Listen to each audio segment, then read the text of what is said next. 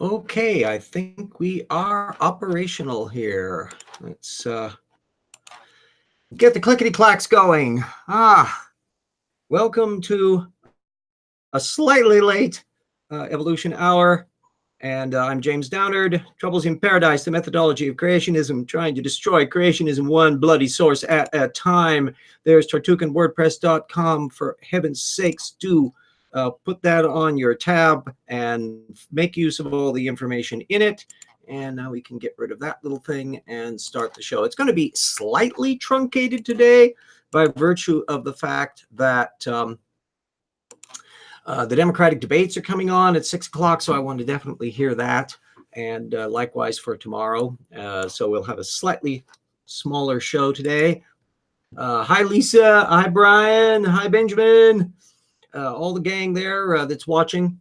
For those of you who have been living in a cave, I have been going through for many weeks the Contested Bones book by Rupi and Sanford, analyzing at the source level their documentation and what they're drawing on and what they're not, and then sharing this bit of information with you, gang, to show exactly what source methods involves.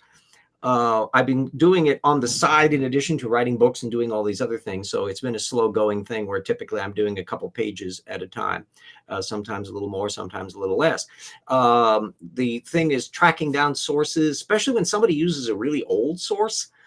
Fortunately, I have ways of acquiring most every older technical article full text, but I like to restrict things that I put on the comment section video description, things that are full text that you can follow up on your own, so you don't have to take my word for it. So giving a pile up of abstracts won't necessarily be helpful unless you can look at the originals. And some of these things are pretty obscure, especially older Nature articles from the 1970s or even earlier in some cases, which Rupi and Sanford were doing. Anyway, Lisa says, didn't rudolfensis get shuffled into erectus, or did I hear wrong? No, it's still regarded as Homo rudolfensis. In fact, the issue was whether or not it was Homo habilis or not. It was originally found way back in the 60s and 70s. And it's a somewhat squashed skull, so it's required reconstruction, and there's been a lot of years going on that. What really struck me right off the bat in looking at their section was how dated the sources were. Even though it's 2017 when they're writing, on the section that I was analyzing today, there was a 1981 source and a 1970 and a couple National Geographic things that Leakey wrote in 1970 and 1973, and a 1986 book and a 1966 Nature article that Leakey wrote. And let me see, another one from the most recent was a secondary account from 1997. Well, that's 20 years old even when they're writing it. Excuse me, did science stop? Oh, it's because they don't want to look more closely. And the issue was, what have newer tools done? What more have been found about habilines? And that's one of the reasons why the paleontologists are regarding the fossil as Homo rudolfensis, a separate species. The interesting part about it is when you look at the skull, it doesn't look like a human skull. That's why it's not classified as Homo sapiens. It's pretty far back there. And because Homo habilis itself in that range is just a gnat's eyelash away from the Australopithecines, that they're very easily debated at the beginning. Now that time has settled, it's more settled that they regard it as just one of the early members of our genus. Now, the reason why Rupi and Sanford are having conniption fits is because of what's inside the skull.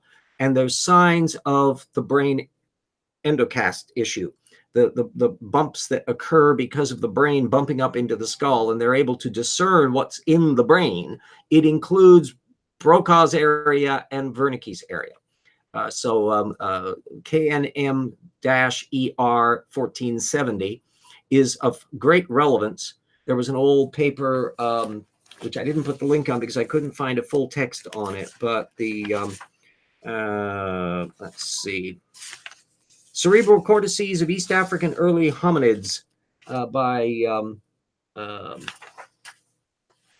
oh gosh, forgot the name of the guy that wrote the yikes, starts with a D. Anyway, brain is going. I've been out mowing the lawn today. I only got about half of it done. There's supposedly rain coming in, and then the debate's coming along in here, so I am a little bit frazzled today. Bear that in mind. Anyway, it was a Nature. You can look that up if you feel of a mind. Or no, so it's in Science, 221, volume 221, in yikes, I forgot to even write the date down on my printout here. That's what happens when I get in a hurry on my source spacing.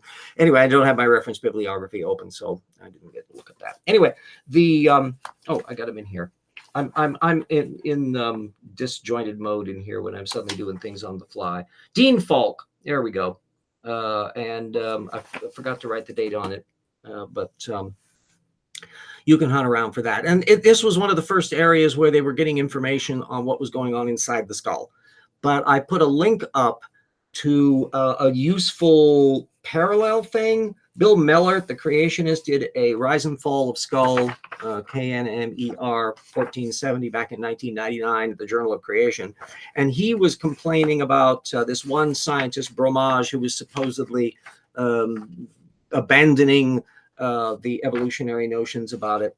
And the problem is Bromage didn't stop working. And so I put a link up to a 2008 paper that Bromage and team did, which kind of brings it back up into the 21st century to see where they're going.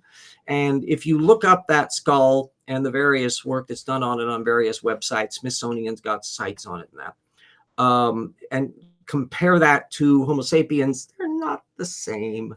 But because they've got Broca's area and Wernicke's area that are related in our brains to language usage, they're of extreme relevance for the deep origin for linguistic capacities in the hominids. And from the creationist point of view, people, language, apes, no. So they've got to separate that out. So good old 1470s got to be people. And it's got to be yanked over into the side. Never mind what it looks like. And so if you start not paying attention to the brow ridges and the protruding skull face that's outside the range of what modern Homo sapiens ever has been, it's beyond even Homo erectus, then you got a problem. So this is an example of how the creationist has to pigeonhole their data field. Let's see what we got going in the live feed here. Broca's and Wernicke's areas are language areas. Yeah, they do in fact show up in very rudimentary forms, even in primates. And the thing is that although we make use of them in linguistic contexts, it's not at all clear that it's doing the same thing in the earlier primates. And that's what makes things deliciously fun. The same thing with FOXP2 gene, which we now have associated with quite a lot of grammatical features in our human language, but it's an old mammal gene that isn't a language gene. And that's, again, brings up all of this issue of co-opting of biological systems and revisions of biological systems and how they get reconfigured over time and in new modes take on new functionalities, spandrels that weren't there to begin with. To borrow Stephen Jay Gould's handy little term. None of that's showing up in Rupi and Sanford. They're way back in the field, and they're hiding the ball on their model, which they don't really have. That's the one thing that whenever you're reading a creationist book, look to see what isn't there, which is what they think happened. They may be criticizing, as they do relentlessly here, Darwinism and neo-Darwinism and evolution, and pointing out every problem that they can see to say, see, the scientists are in conflict and all that. But where's their model? What exactly do they think happened? When did Homo habilis and Homo rudolfensis live? We know where they were down in Africa. What was going on? Was this before or after the flood? Was this before? How far removed from Eden? What was the population distribution on the planet post-Eden? What are the demographics and alleles that you can trace back? And what's this telling us about things based on the biblical model? No, you're not getting that. and so you can look and see what isn't in their case. This pops up an awful lot in intelligent design, where, if anything, they're even farther removed from the model than the creationists. Creationists have a cartoon model. They've got the Earth made in 6,000 years ago, and everything was perfect and wonderful. And then the Eve eating apple episode, which may have only been like a week or two, a month, not very long. So this whole idyllic world falls apart very quickly. And then they're boinking and having sex like mad. And where Cain got his wife from is an issue that they don't think too much about. So theoretically, they can postulate kids that were in there. So it's like the Ark Encounter Museum, where they're interpolating details and providing background context to flesh out the cartoon without ever really pondering whether the cartoon ever makes sense. Lisa says, yes, Flintstones was a documentary. In fundamental ways, that's what they end up thinking about. There's a temptation to regard, among some of the grassroots creationists, to imply that there was an advanced technology that was available. That remember, Adam and Eve have to be smarter. That Noah's time, he built the great big ark. That's way incredible piece of workmanship. And so these were fabulously clever people. If you go and see the Ark Encounter Museum, Strike did a delicious tour through there earlier this year, I think. And I was honored to provide some snarky commentary and reading some of the text on there. But anyway, you get to see a good view of the displays, of the bins where they have the various animals, the things where they supposedly snakes and things are kept in little jars that they pour water into, and then they got little spigots that they, I'm not making any of this up, it's hilarious, misplaced concreteness. And they have this colossal kind of like tubular flush toilet system that they hypothesize for the ark to accommodate the flushing out of certain areas on them, because they do realize even well-mannered ark animals will poop. And of course, they don't have to worry about them eating one another, because supposedly all of that took place, the carnivory thing took place later on. You've got to make sure you have a nice supply of melons for the T-Rexes, I guess. And that's about as far as it goes. But they haven't really thought through all the logistics. They've thought through elements of the logistics. And it's a piece of misplaced concreteness that makes for a hilarious display. I mean, they've gone to such bloody effort on this. It's just wonderful to watch. But have they really thought this through? And the answer is no. And but they at least have a stab at it. So they've got at the Creation Museum, they think that there are carnosaurs having gladiatorial combat with people in gladiatorial arenas, all made up, fictional.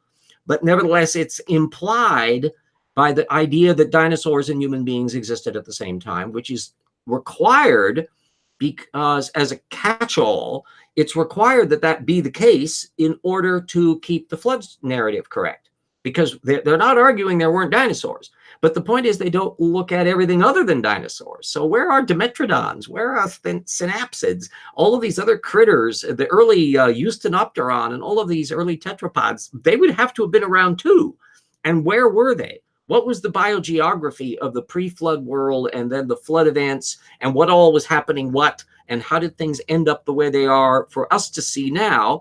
No, that takes more than a cartoon.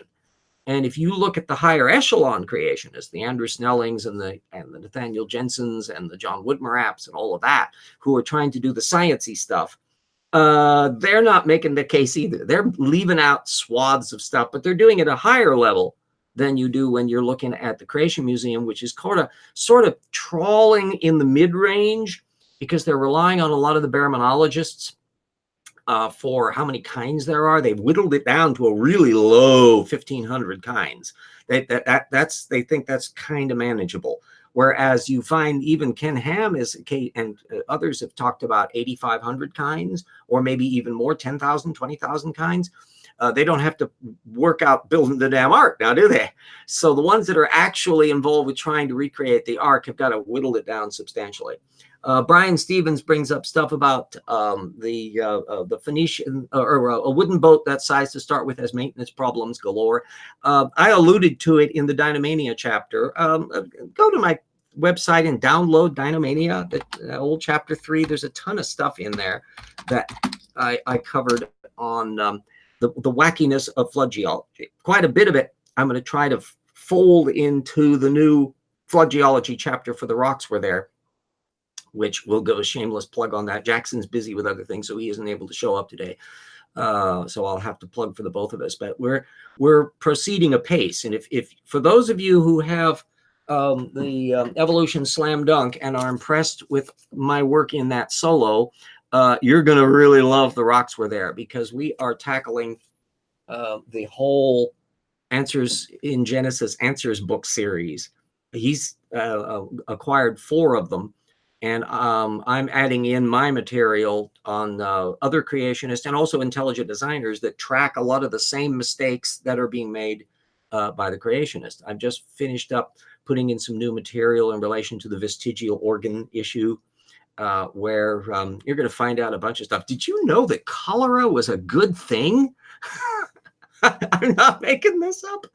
Yeah, the cholera was a sweet and wonderful thing that was designed supposedly to get rid of seashells so that the world was not clogged with seashells. They didn't think why there were shells, which must mean that they were animals had shells to protect them from the predation that didn't happen because there weren't any predators at that time.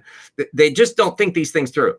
And they don't think cholera through either. So it's just one thing after another. And Lisa brings up the Phoenicians. Yes, the premier boat builders of the time couldn't have built it. Well, and also the Egyptians built some coastal going boats. You see ceremonial versions of them, of the lake type that they have. But the main problem is sheer volume.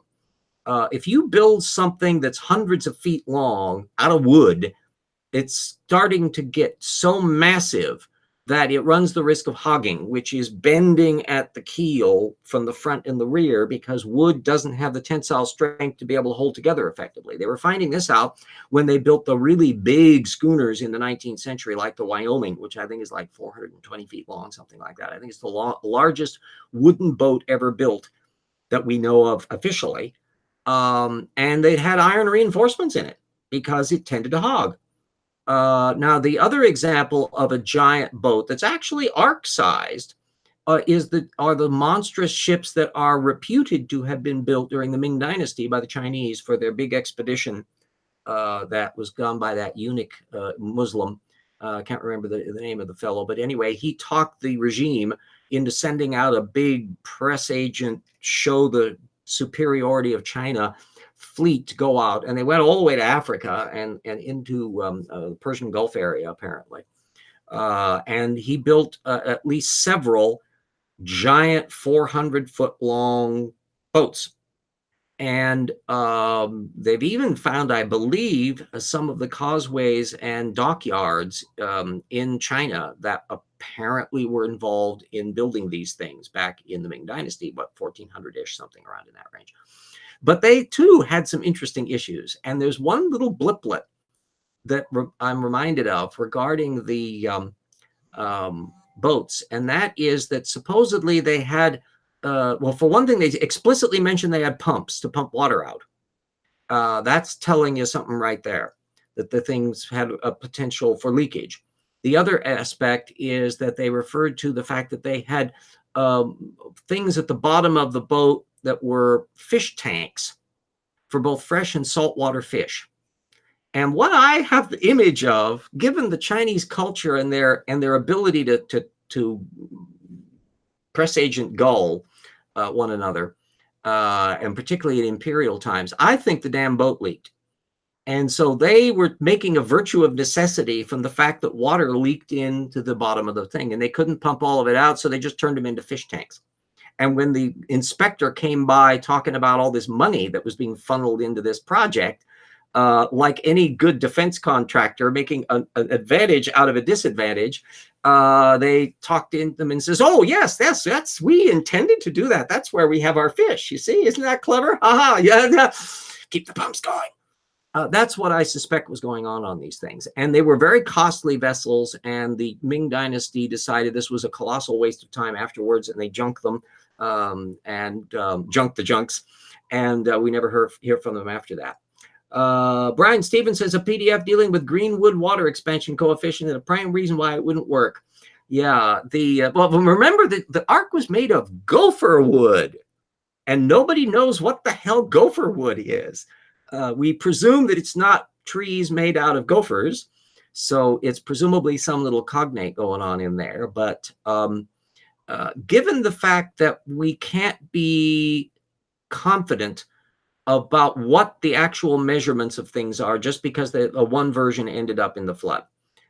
We know that the version that was in some of the Babylonian tales was of a round boat that was much smaller, and probably they weren't even trying to argue that they had every single animal on Earth on it. But this gets transmogrified, and whether or not there was multiplication factors, whether some person when they were scribing the thing down was converting from Babylonian measurements into Hebrew measurements, who knows what's going on, because we don't have primary sources on this. We only have stuff that was written down way after the case, and we know weird stuff probably creeped into other texts on these matters. The beautiful example I love to use is the Atlantis story from Plato, where there's good circumstantial evidence that in betwixt Plato supposedly got it, I think, from his uncle's grandfather or his grandfather's uncle or somebody who was served as an ambassador to Egypt centuries earlier and had listened to tales from the Egyptian priests telling him stuff.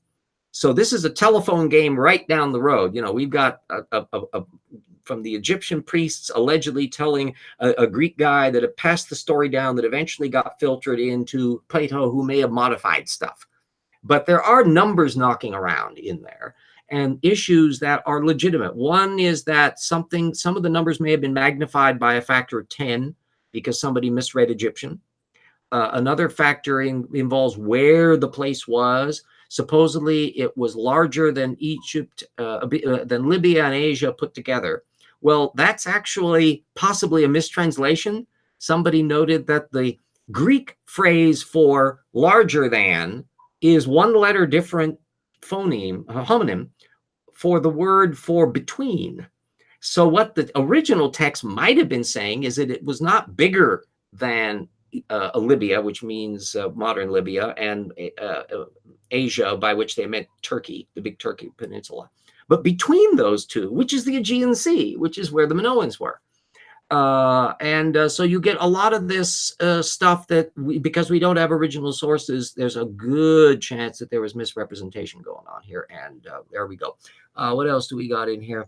Old Scratch says that my favorite is the relocation of koalas via volcanic eruption. Yes, the creationist apparently online who was insisting that koalas were ejected by ballistic volcanoes and just shot Australia. You could just see a poor little koala going, ah! And as it's going stratospheric and trying to hold its little breath and cling to its eucalyptus leaves, which is the only food that it likes to eat. So this is an amazing thing.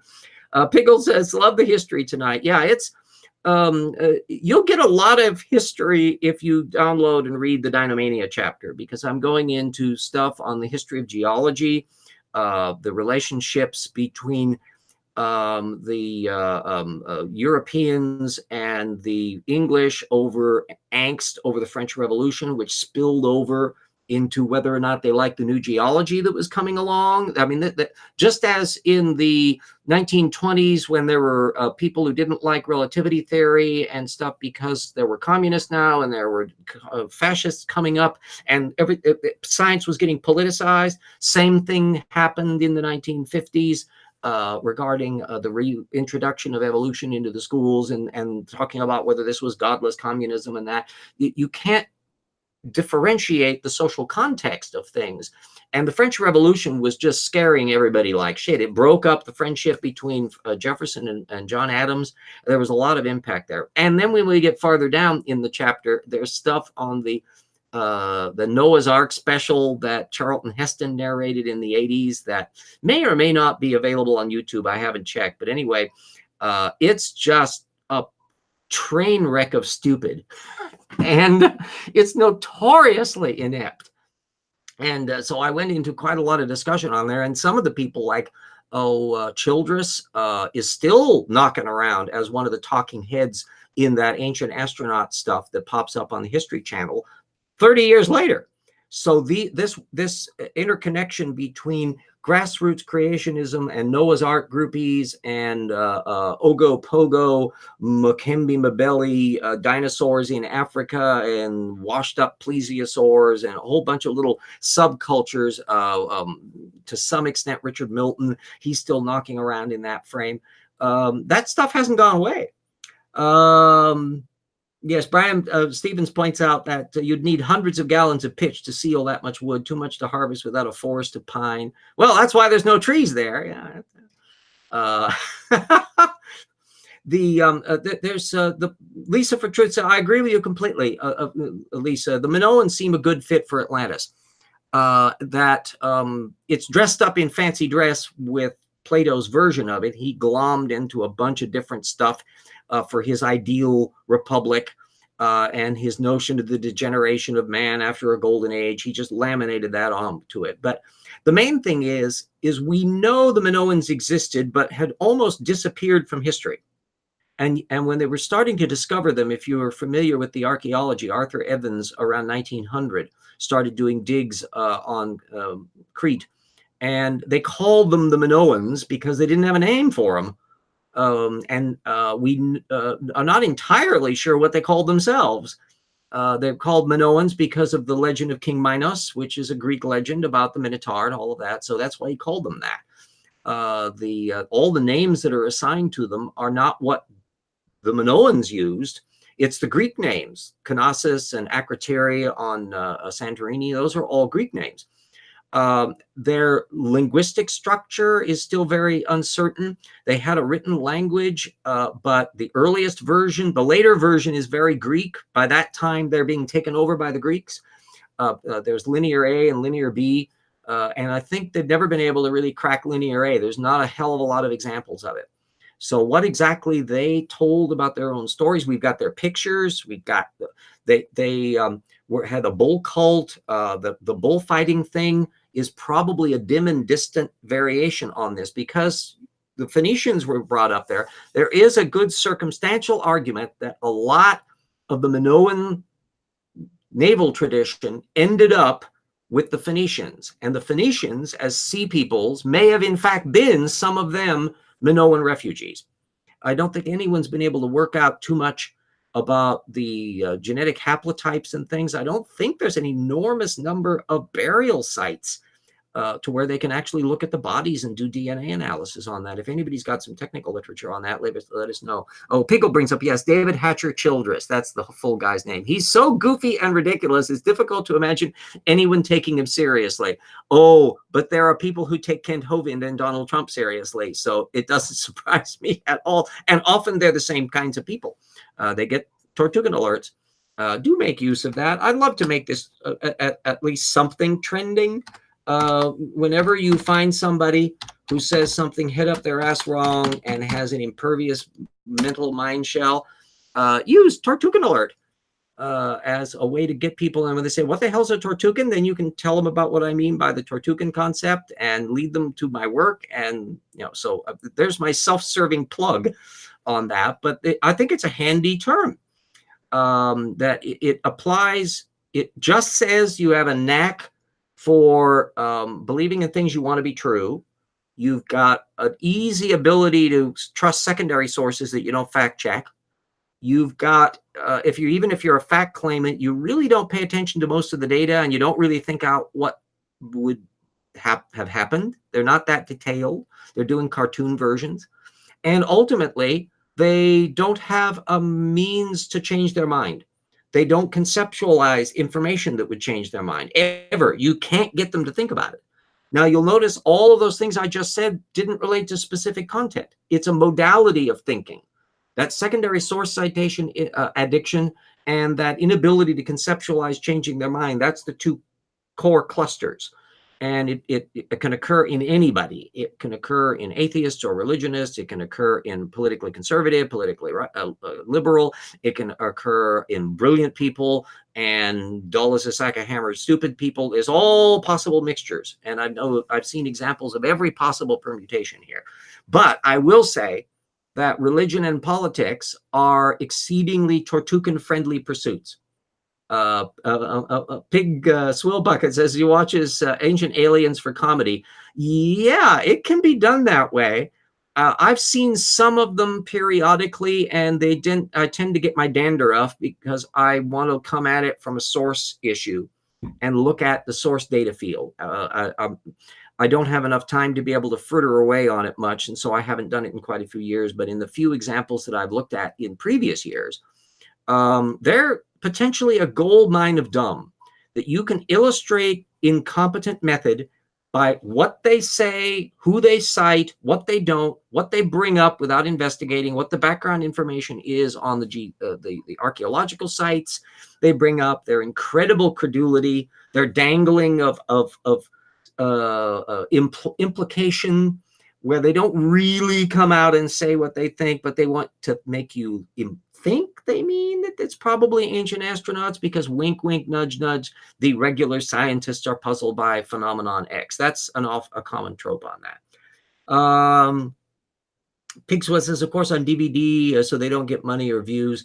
Yeah, ideally, if you can watch them free, I don't think they get any direct money from people watching them on the History Channel if you've got cable that has History Channel. So any venue in which they're not going to get any money out of it. Or if you want to assuage your curiosity, for every time you watch stupid, plunk a little bit into Patreon for me or my GoFundMe, and that will compensate for it. How about that? And or get a copy of Evolution Slam Dunk if you don't have one. And if you do have one, make sure you've rated and reviewed it and tell your friends about it. And if you think your library ought to have one, ask if they can get it, or if they can't or won't, maybe you can donate a copy. Any of those. A, it will be spreading the word on source methods, and B, I can use the royalties. So there it is. And while you're at it, if you like fiction, remember I have written The Paralogs of Phileas Fogg, which is a mystery science fiction retelling of Around the World in 80 Days, and I'm working on the sequel to that at the same time that I'm doing The Rocks Were There. So and mowing the lawn and eating and sleeping and doing all the other things that vertebrates have to do. So lots of juggle things. We got, I'm a little bit past the half hour here. Mutable Destiny and 30 minutes late. What are we doing talking about ancient astronauts reviewing a Gaia documentary? Yeah, sorry, Immutable. We got kind of sidetracked on a discussion of how mythological legends can come up, and it was in relation to Noah's Ark and that flood tale. And the Atlantis story is a very good analog to how real events can somehow get mutated around, especially if they're relied on by very little sources. And then you get this positive cottage industry of stupid, where they search for Atlantis with laser crystals and space people and an incredible mixture of things. You still find Lemuria and Mu popping up in some of the dialogue. That are all completely fictionalized supercontinents. You've got people thinking that Atlantis was in the Western Europe or in Peru or in Antarctica, and they're absolutely confident about this. And so it metastasizes and turns into a whole cottage industry in much the same way that the Noah's Ark religion concepts and that have metastasized into their own little niche markets along the way. So it's a useful bit. Yes, and Brian Stevens says just jabbering in chat. Jabbering is fun. I do, because I'm all by myself here. I'm trying to look over periodically to make sure that we've got a discussion on pick up on the questions and other things in there. Brian Stevens, we no longer have to mow here, but we only plant veggie garden plants instead. That kind of connects up to the plant issue, which I'll be getting into in part 2. But also, there's a bunch of this is totally irrelevant to anybody. My lawn is absolutely a terrible one. It's been that way for years, decades, and it's got sparse grass and you can't do anything. Fertilizer doesn't help. But there's some nice little flowering, bushy green things that have gradually been, I'm allowing them to take over. I go, large, get bigger and bigger. And they're very durable. They look nice, and they're not grass. They're hardy. They don't require a heck of a lot of water. I don't have to do anything with them. They put little pink flowers up every spring, and gradually it's enlarging their zone, and I mow around them And so we're basically doing a selection pressure on the grass to say goodbye, and a selection pressure on these green pink flowered shrub or low-hanging something or other, kind of like it's not a moss, it's oh yipes, a horticulturalist. I've been told by one of my gardening relatives what the hell they are, but they're a nice little thing, and some regard them as a weed. I regard them as a pretty green thing that's filling out the lawn. So I say, go, go, grow, enlarge. Anyway, let me put up my shameless plug here. In addition to thanking all the patrons who have been helping the project, and RJ's routine of going through the share screen routine. There we go. Eee. Okay. And so there we've got our patrons. Thank you, thank you, thank you. Every person who has helped out or continues to help out through Patreon. That makes a big difference in my ability to not have panic attacks. I now have only little minor panic attacks as I get towards the tail end of the month. But then the big thing happens, and Patreon comes in about a few days after my Social Security check, and that makes a big bright spot on the matter. And people can help also at the GoFundMe thing. But anyway, our colleagues, Hendril and Puffalophagus and Eric and Surus, and our researchers, Travis and Convert and Eat and Brad and Ralph and Palogia. Hi, Palogia, or Palogia. I know you get it pronounced various ways. That wonderful person. Ugly German truths. I think they are pretty German truths. And then Sua Weisbaum. Assistant researchers, Mike and Duranko and James and Nana and Benjamin. Hi, Benjamin, you're here. And Totes Real. And friends, Daniel and Stephen and Marigale and Insects. Cool. Hey, Insects and Morton and Bo and Staggles and Alex and Paul. And I will also give a thank to legacy patrons, Jen and Jody and John and Keith and Andrew and Dyer and Yui and Mona and Daniel and Son and Everett and Zeshi, who were able to give earlier, and finances and things shift to where they can't do that. And I still very much appreciate every bit that you have been able to help so far. And here, the big thank you all. Behold and partake of tip at tortuganwordpress.com. It's very much a clunky word in process. It's a free website hosted by a friend on his web server, so that I'm able to at least maintain that and people can get at the material. Every one of the PDFs that's there is open access. Download them, make use of them.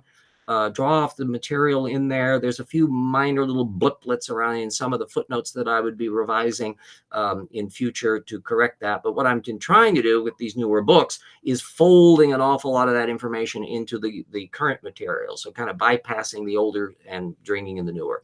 Anyway, there's the patreon.com downward tip, and then the gofundme.com DCGO.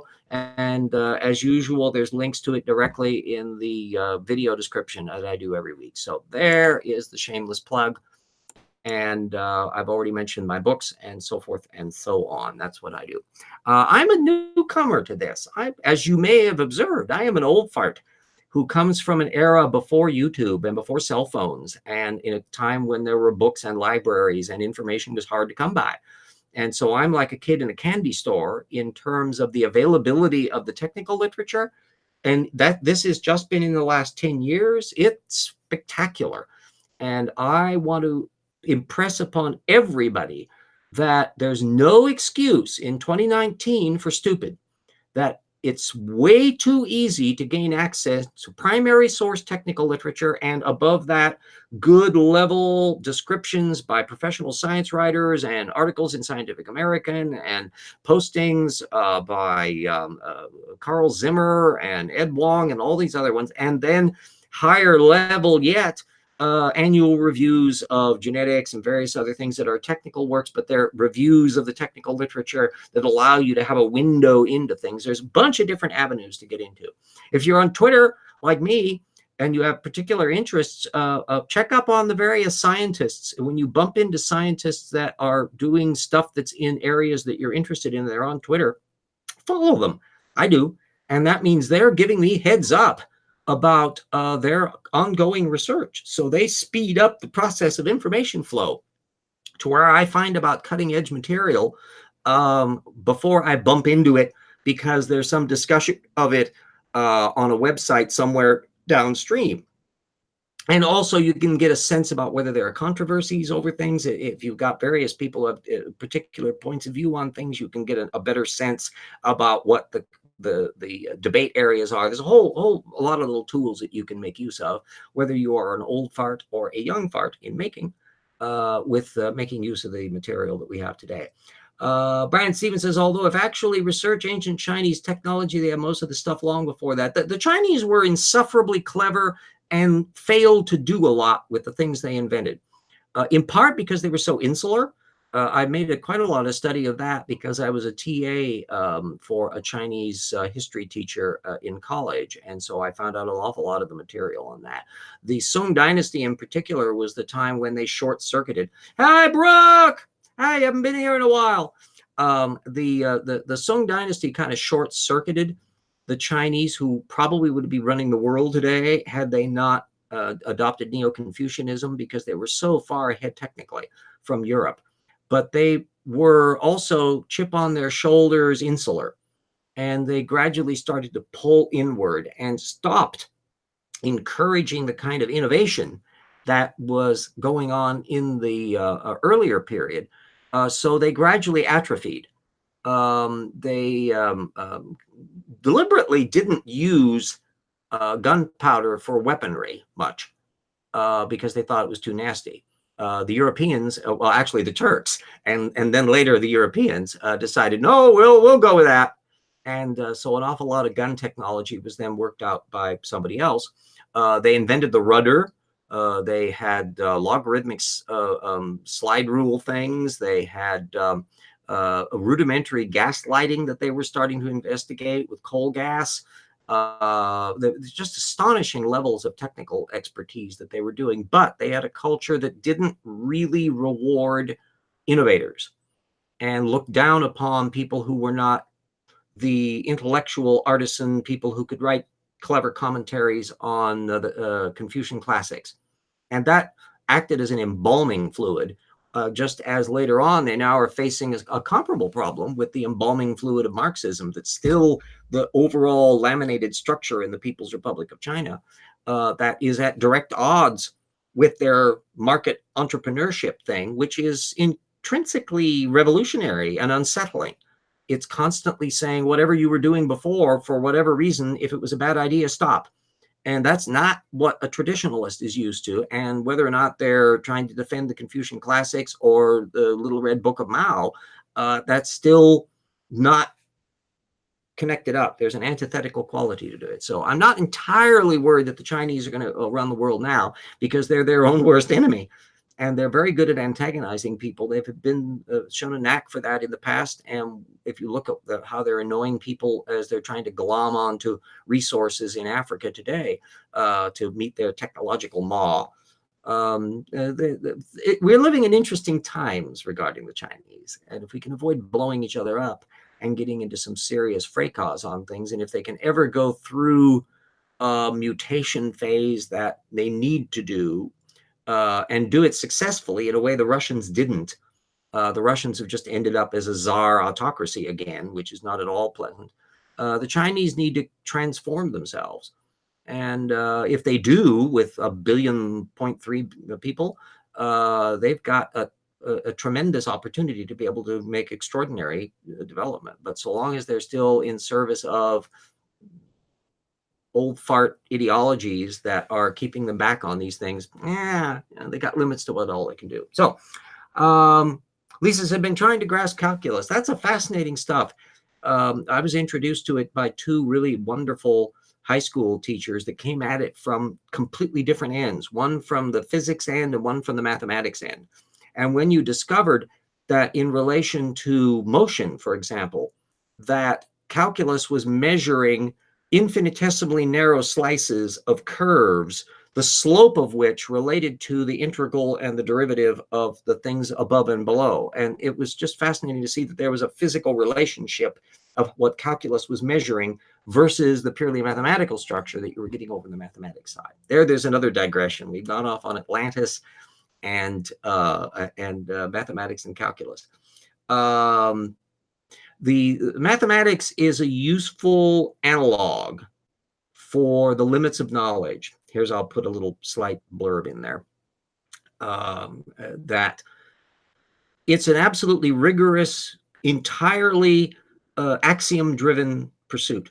But we know from Gödel, Kurt Gödel in the 1920s on, that all logical systems ultimately have undecidable propositions in them.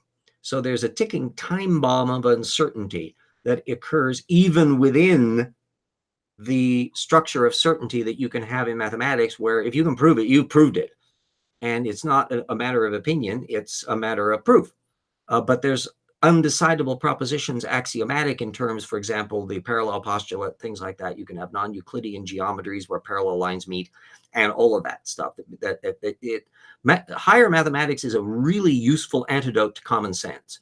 That many things which you go, well, that sounds weird, but that's what happens in mathematics.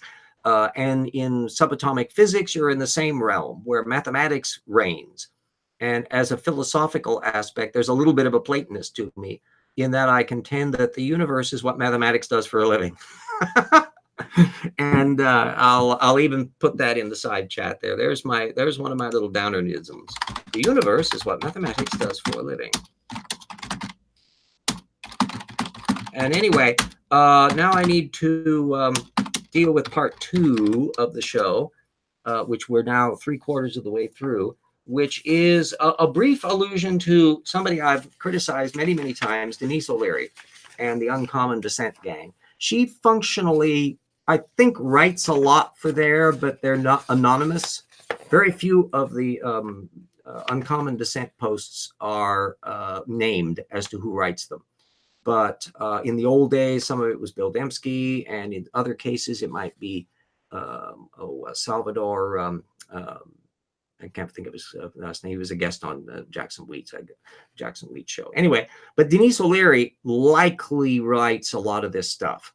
If she doesn't personally write it, she certainly popularizes it, because a lot of these things I find out about because she tweets about them. And one of them had to do with pre-existing genes, a more likely cause of herbicide resistant than new mutations study. Not a very Darwinian finding, she asserts. Really? And so it was an allusion to, I put the link up to the Uncommon Descent bit where they quoted a segment from Science Daily. And therein lies the problem, in that Denise O'Leary and Uncommon Descent are addicted to secondary redactions of things, where the technical paper involved, and unfortunately it's not yet open access, so I couldn't put a link up to it, but you'll be able to look at the references on it because it's linked to in the Science Daily thing, that's linked to in the evolution Uncommon Descent bit. What they were looking at, we're trying to find a baseline on a particular plant as to what mutation rates were occurring, to better judge how they were going to deal with herbicides.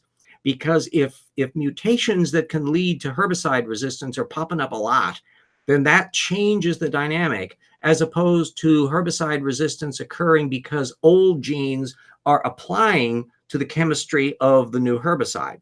Well, in this particular plant that they studied, they ran millions of seeds and stuff, and they found that mutations weren't showing up that were herbicide resistant to this particular herbicide.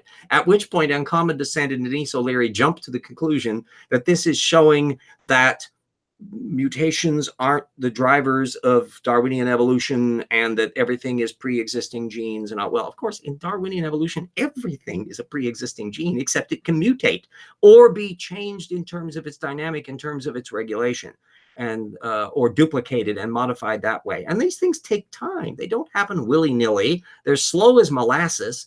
And that's one of the reasons why so many of the genes that figure in biology go back hundreds of millions of years before multicellular animals in many cases. And the same elements are used in extraordinarily interesting new ways, because we're multicellular organisms with endosymbiotic systems. We got our little mitochondria humming along inside of our cells with their own little grip on things. And that's where complexity comes from. But Denise, like way too many people in the creationism community, is riffing off of gotcha posts rather than trying to understand the field. And you can actually use the posts that they go to as avenues. When you start researching the details of things, you find out, oh, that's actually way more interesting, and you start connecting up with the evolutionary literature. So every one of these little anti-evolution posts are absolutely wonderful venues for investigating stuff. And one of the drums that I've been banging in every one of these shows, and I'll do it again now, is don't shy away from study because you can't study everything. There is probably some area, and we've touched on it in this very discussion. Some people are fascinated by things on legends and history where they would be intrigued by Atlantis and looking up things on that. Others might be interested in looking up the tensile strength of wood in relation to Noah's Ark boat reconstructions. Other people might be interested in genetics or geology or astrophysics. Everybody will have their own particular interests. I've had to be a kind of seat of the pants polymath because anti-evolutionism and particularly creationism, young earth creationism, stomps on everything. So you've got to really study tons and tons and tons of different areas. Paul Enns illustrates that in the stuff that he has had to deal with in criticizing Ken Ham and AIG in his hilarious Ham and Egg show. If you're not a subscriber to Apologia on that, do it. He does absolutely wondrous work. He's doing source methods work. He is a patron for my work because he realized I'm doing source work too. And I've done a lot of homework on things that's been earlier, but he does crackerjack research on things. He did a recent piece where he tracked down this mammoth paper on the dating, radiometric dating of it that not even Talk Origins had glommed onto. And partly because he's coming at it in the modern 21st century where more stuff is available online and text searchings are able to go through the fields and access data fields in a way that you couldn't have done back in 2000 or in the 1990s. So everybody's got a potential for making new contributions to the field. I'll be directly mentioning, Jackson and I are directly mentioning Paul's video on that mammoth matter because he contributed to our understanding of how the creationists got stupid because it goes one layer beneath what had been done by Talk Origins 15 years ago. So everybody can do that. And if we have a network for communicating information, and so that you don't have to reinvent the wheel all the time, that you can draw upon other people who can save you the time. It doesn't mean you don't fact check them or check up on their material and go, yeah, that's good. They're doing good work on that.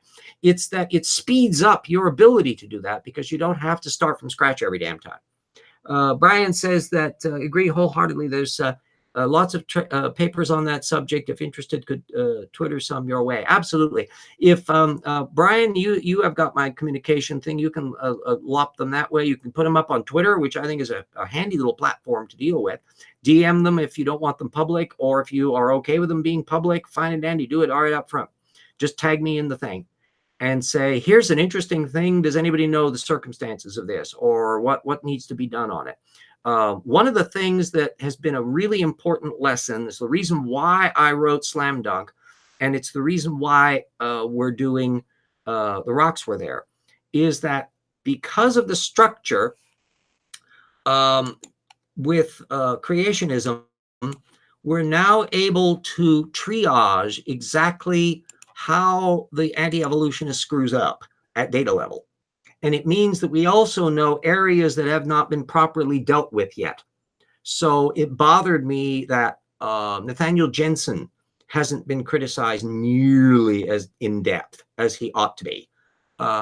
He's the one of the guys in that John Sanford genetic entropy group. John Sanford's genetic entropy hasn't been criticized adequately in Jackson and ours view. So we're remedying that in the new book.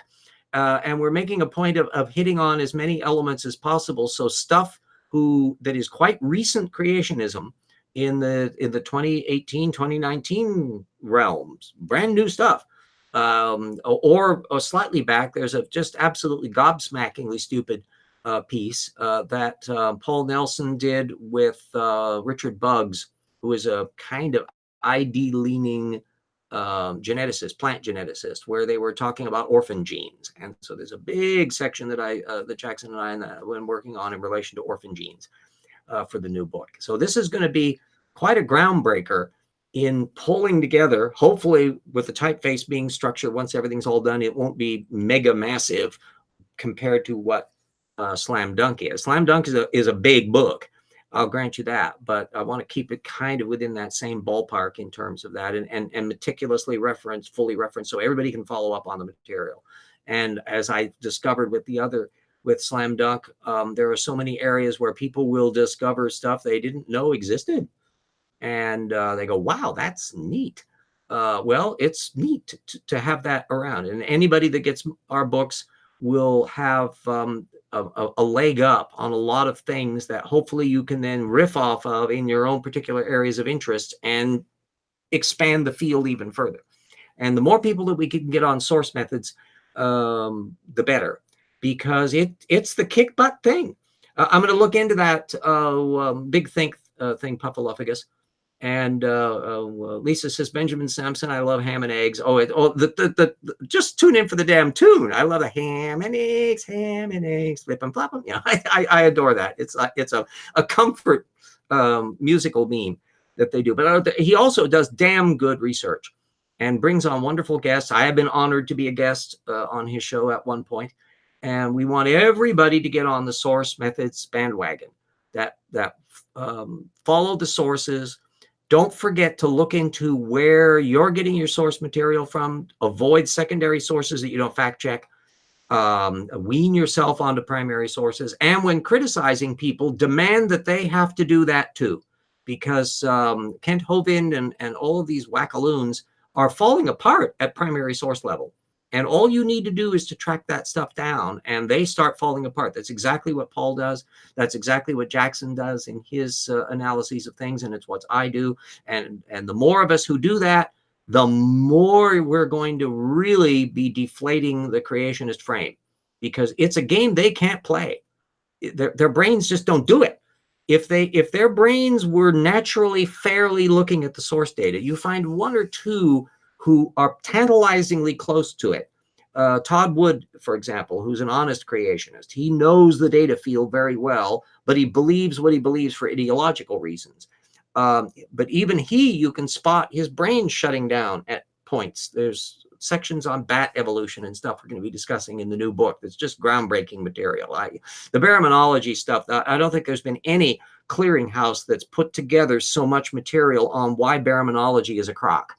So there's going to be masses of amounts of information in the new book. Well, anyway, we're just about to 6 o'clock, and I've got to curtail the show here because I want to hear the damn Democratic debates and see what's going on and see what fuss is brought up.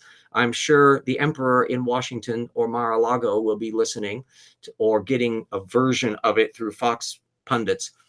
Maybe he'll wait for Sean Hannity to give him the cartoon crayon version. I don't know.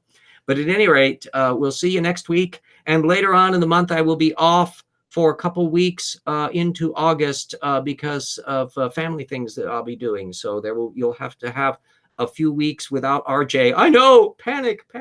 But I think the world will go on without me for a couple of weeks on that one. So thank you very much, and keep helping out as you can.